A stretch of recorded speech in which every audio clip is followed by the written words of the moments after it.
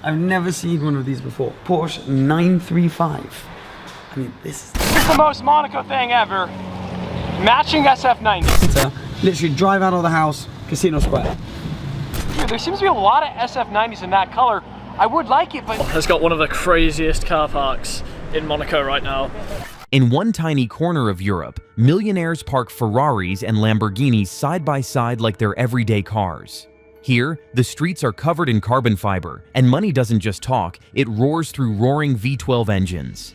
This place, Monaco. Let's dive into the world of billionaire supercar owners. Chapter 1. Welcome to Supercar Heaven. Picture this.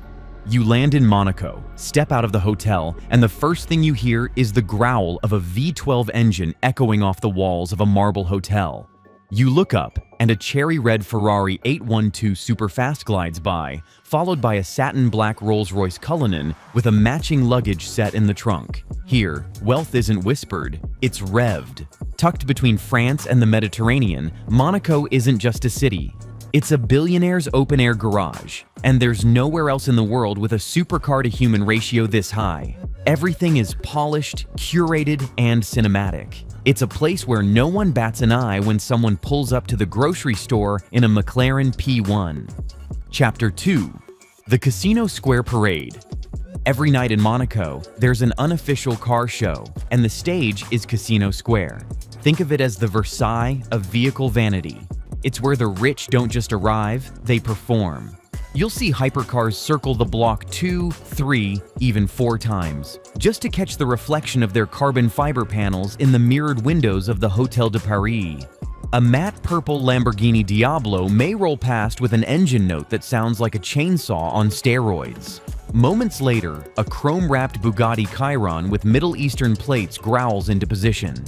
A billionaire in a Ferrari SF90 Stradale might stop mid-lane, raise the roof, lower it again, not because of the weather, but because someone pointed a camera.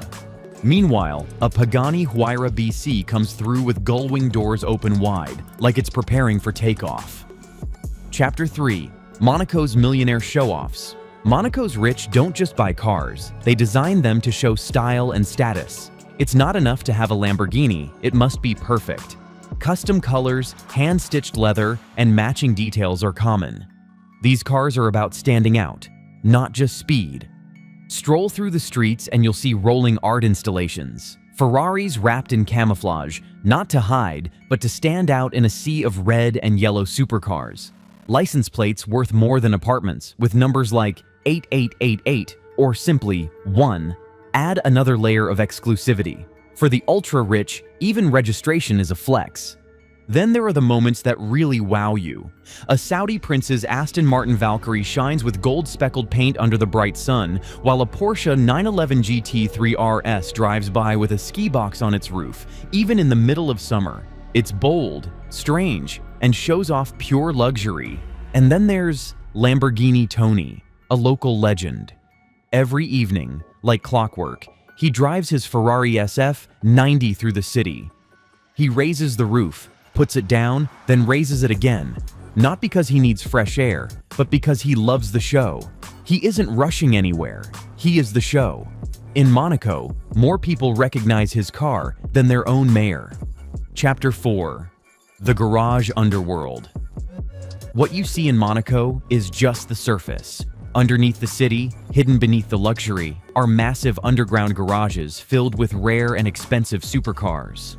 These secret parking spots hold cars like the Pagani Huayra, with its unique doors and roaring engine, and the Ferrari Monza SP2, a roofless beauty made for pure driving fun. You'll also spot McLaren Elvis, LaFerraris, and custom Bugattis, all worth millions. They're not locked away forever. Monaco's rich owners still take them out now and then.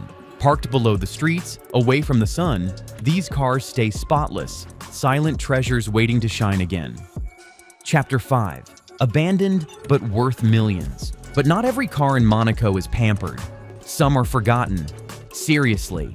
Wander through the less glamorous parts of the underground garages and you'll find a strange sight. Dust-covered Bentleys, scratched-up Aston Martins, and McLarens wearing wheel clamps, like high-end orphans. One Aston Martin DBS Superleggera sat with parking tickets under the wiper and a chocolate ice cream wrapper crushed on the hood. No one claimed it. It had been there for months. Why? Because in Monaco, losing track of a $300,000 car is just an inconvenience, not a tragedy. Chapter 6. The Supercar Fashion Show. If fashion is all about self-expression, then Monaco's car culture is like a non-stop catwalk on the streets. Here, cars aren't just vehicles, they're bold statements of personality and style. Some billionaires match their car's wrap to their suit, sunglasses, or even their dog's collar. One McLaren 720S was seen decked out in glittering gold flake wrap with pink leather seats. A Koenigsegg Jesko pulled up one night, and the driver wore a cape, a real one. This is where debates rage over carbon fiber spoilers versus body-colored wings, where your rim finish is a personality trait, and where exhaust note tuning is practically an art form. Every car is an aesthetic statement, louder than any accessory. Chapter 7. Classics still rule. Even in a world filled with cutting-edge tech and carbon fiber masterpieces, the classics still command deep respect. One evening, a deep blue Lamborghini Diablo SV rolled past. It had no turbo, no hybrid assist, just a naturally aspirated engine, a gated manual gearbox, and pure analog feel. People stopped and stared. Even the Bugatti owners gave it a nod of respect. You'll also catch rare sights like the Ferrari 550 Barchetta, only 448 ever made. Then there's the Jaguar XJ220, still looking like a spaceship from another time, and the BMW Z8, with wheels wide enough to serve dinner on. These aren't just rare cars, they're moving history lessons. For the seasoned billionaires of Monaco, they're not just assets, they're soulful status symbols. Chapter 8. The Numbers Game. Let's talk numbers, because in Monaco, car prices aren't secrets, they're statements. A Ferrari SF90 goes for around $450,000, basically a starter pack for the ultra-rich. Then there's the Bugatti Chiron Pur Sport, a cool $3.2 million, if you're lucky enough to be offered one. Need more exclusivity? The Pagani Huayra starts at $7 million with only 5 ever built. Or how about the Koenigsegg Jesko Absolute, pushing $4 million and somehow still street legal? But what really sets Monaco apart isn't just the price tags, it's how many of these cars you'll see. It's normal to spot 4 SF90s lined up at Starbucks. One might have neon green accents, another forged carbon fiber, and one probably driven by a 25-year-old crypto millionaire. Chapter 9. The Billionaire Car Culture. This is more than materialism. It's a form of social competition. Monaco's car scene works like a live scoreboard. Everyone's trying to stand out, some boldly, some with more style than noise. It's about who can be more unique, more daring, or just more expensive. Some drivers use their V12 engines like sound systems, letting the roar do the talking as they cruise by. Others time their revs perfectly in tunnels, chasing that dramatic echo for Instagram fame. And then there are those who park at just the right angle, aiming for that flawless shot, supercar in the foreground, Monte Carlo Casino in the back.